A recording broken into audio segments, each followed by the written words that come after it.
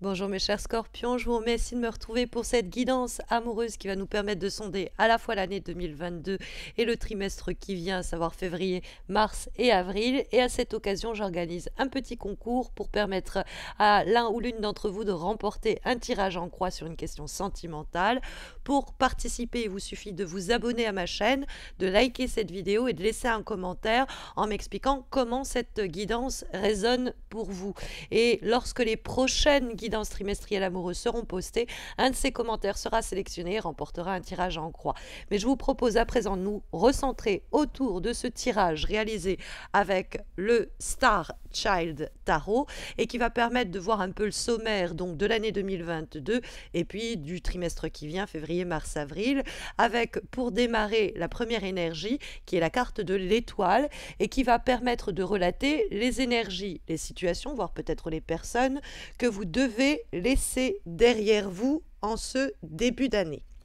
La carte de l'étoile, c'est normalement une carte qui est associée à l'amitié. Donc si ça doit désigner quelqu'un, ça peut être une relation qui était à moitié amoureuse, à moitié amicale, un sex buddy, une copine avec qui des fois ça dérapait. Et ce genre de relation-là, amico-sexuelle, amico-amoureuse, on doit les dégager. Ça, c'est possible. Mais la carte de l'étoile, en termes de situation, de relation, voire de comportement, ça peut nous mettre en garde contre l'idée d'être un peu naïf ou naïve, d'être un peu cucul à praline comme on dit. C'est-à-dire que l'étoile, on est un peu trop rêveur ou rêveuse et il nous faut être un peu plus cette année les pieds sur terre. C'est-à-dire qu'il peut avoir un décalage entre ce que l'on désire, les scénarios qui étaient les nôtres pour le couple, pour la relation que l'on a démarrée, pour les rencontres que l'on voudrait faire. Et il y a peut-être même eu un rappel, un retour à la réalité avec la carte de l'étoile où certains de nos châteaux de cartes se sont effondrés. Il y a peut-être des déceptions aussi avec l'étoile éventuellement.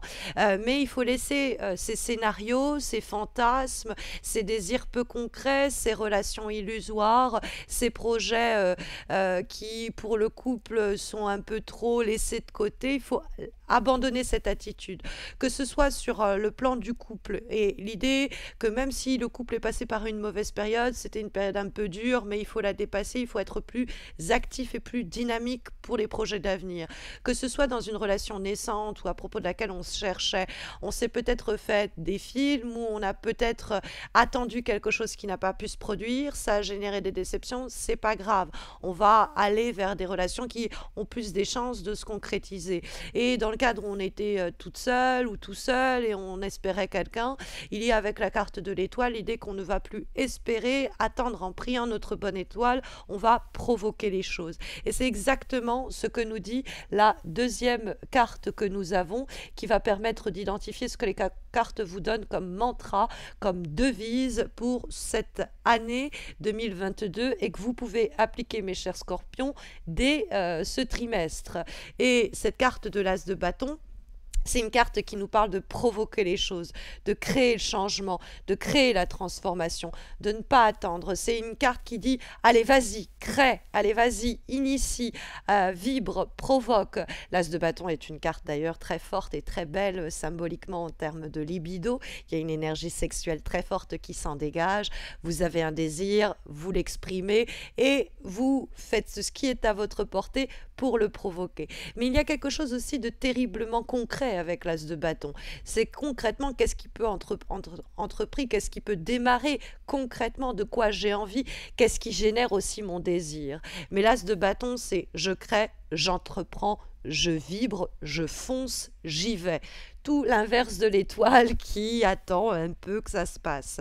Et cet as de bâton va rentrer en dialogue avec un autre as que nous trouvons dans ce tirage, qui est la carte de l'as de denier, l'as de cristaux dans le cadre du tarot Star Child, et qui va cette fois-ci nous permettre de discerner ce à quoi on peut ou on doit en tout cas aspirer pour se trimestre et plus largement pour 2022, que ce soit votre but amoureux, celui pour votre relation ou votre couple. Et nous trouvons donc cette carte de l'As de denier. Donc il y a une synergie entre ces As qui marquent et ce début d'année 2022 par l'imminence de quelque chose de nouveau qui doit émerger, nouveau projet matériel, entreprendre l'idée de ok, on est en couple, bon bah maintenant on va vivre ensemble, bon bah ok, maintenant on va ouvrir un compte en commun ensemble. Des éléments un peu plus matériels et pragmatiques, mais qui donnent aussi une dimension très concrète à l'assise de la relation. Et c'est nous qui allons le faire, on ne va pas attendre que ça se passe. On va pareillement, avec la carte de l'As de denier, chercher quelque chose où on vibre sur le plan aussi bien physique, sensuel, et où on voit des possibles aussi concrets de matérialiser quelque chose dans cette relation, c'est-à-dire qu'on sent la potentialité aussi bien sur l'envie que ça génère en nous, ce projet, cette relation, cette rencontre, et en même temps dans ces potentiels de se construire et de s'établir, parce que avec la carte de l'étoile, on a peut-être été dans des situations un peu illusoires ou des projets qu'on caressait de loin mais qu'on n'a pas vraiment mis en action, et que comme votre mantra cette année c'est allez on y va, l'As de denier, il faut qu'on ait les moyens d'y aller. Donc il ne faut pas se mettre dans des cul-de-sac, il faut vraiment identifier concrètement, j'ai une opportunité devant moi, on a une opportunité là devant nous, on s'en saisit et je vais provoquer les choses. Avec la carte de l'As de denier, il y a aussi dans ce à quoi on peut aspirer pour les personnes qui sont célibataires, c'est une rencontre avec un potentiel quand même très vibrant, parce que c'est les deniers, c'est très sensoriel, donc ça ne nous ramène pas que au sexuel, ça nous ramène au sensuel dans tout ce que cela entend, à savoir bien boire, bien rire, bien manger, bien danser, vibrer avec les cinq sens. Et donc il y a ce potentiel pour que ça se développe sur quelque chose de plus important. C'est une carte qui est aussi liée au potentiel sur le plan immobilier, logement et habitat pour les couples déjà un peu avancés dans leur relation, mais on sent en tout cas deux potentialités qui demandent à s'accomplir au cours de ce trimestre et de cette année. Or, on va avoir deux autres cartes qui vont nous parler de fin, de mort, de finalité. C'est assez intéressant puisque nous trouvons donc deux As et un 10. Donc deux alphas et un oméga. Et l'autre oméga, ça va être le 3 d'épée, on le verra. Le 10 d'épée, la carte pourrait être inquiétante et elle apparaît précisément quand on essaye de discerner les énergies extérieures qui peuvent soit vous aider et vous soutenir pour vous accomplir amoureusement, soit se dresser en travers de votre chemin sur le plan amoureux ce trimestre. Et le 10 d'épée, c'est une carte difficile. Le 10 d'épée, c'est normalement la mort d'une situation. C'est quelquefois les trahisons ou le sentiment de trahir, mais on attend des messages qui ne viennent pas, des discussions qui sont stériles. Il y a donc avec le 10 d'épée une période qui n'est pas facile. Ça peut être la difficulté de rompre avec la fameuse personne qu'il faut laisser derrière nous. Et on en souffre autant que la personne que l'on abandonne. Pourrait-on être aussi victime d'une rupture? Ce n'est pas impossible, mais comme on voit à la fois la mort et la naissance dans votre tirage, on peut se demander si les deux ne sont pas impliqués. Si vous ne faites pas du nettoyage pour laisser mourir ce qui doit mourir et permettre de laisser apparaître ce qui doit émerger précisément. Donc le 10 d'épée, il y a peut-être aussi dans le cadre du couple un projet, une situation qui ne donnait lieu à aucune avancée parce que le projet était mal pris, la discussion était mal menée et nous a mal mené peut-être aussi, mais menée de mauvaise façon, je voulais dire.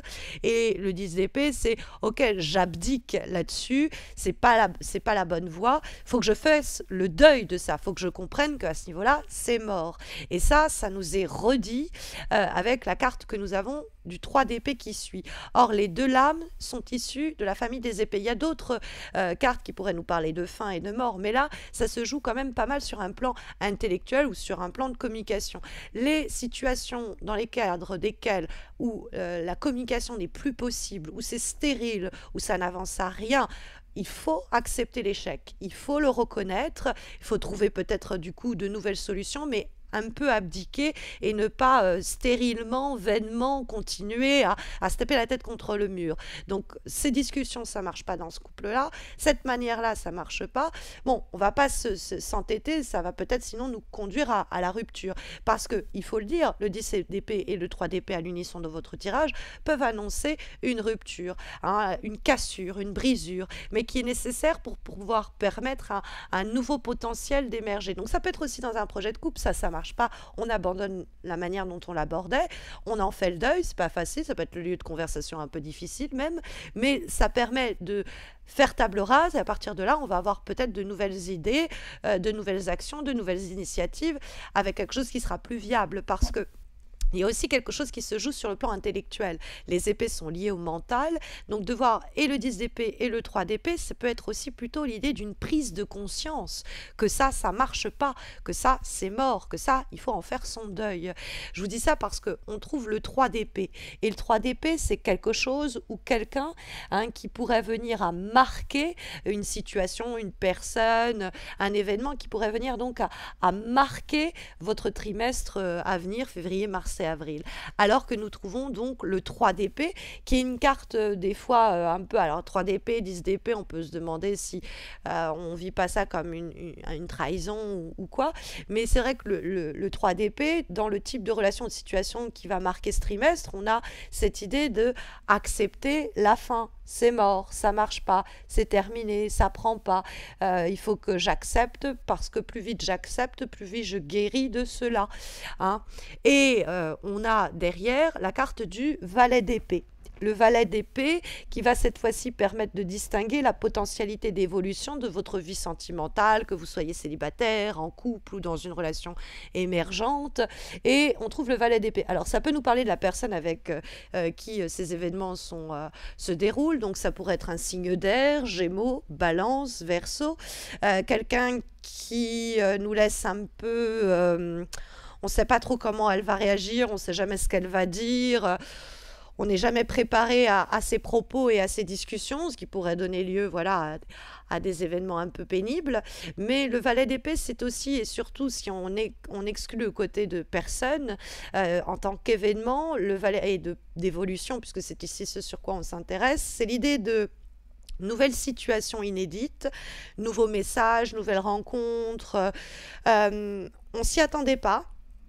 Ça veut dire qu'il faut qu'on fasse avec. Donc ça peut être, bon, bah ça c'est mort, faut que j'arrête avec ces désillusions-là. Et donc je l'apprends, je le découvre, mais plus vite je réagis, plus vite je l'accepte, plus vite ça dégage l'espace pour cette nouvelle situation ou relation. Mais ça peut être aussi quelque chose qui surgit. Après, là, je vous trouve alors que vous êtes en période de rupture ou post-rupture et que vous êtes en train de vous remettre de tout cela. Dites-vous que ce trimestre va faire surgir de la nouveauté et une possibilité de renouveau pour vous dans ce cas. Et dans le cadre du couple, il peut avoir eu un passage à vide, devoir renoncer à certains projets.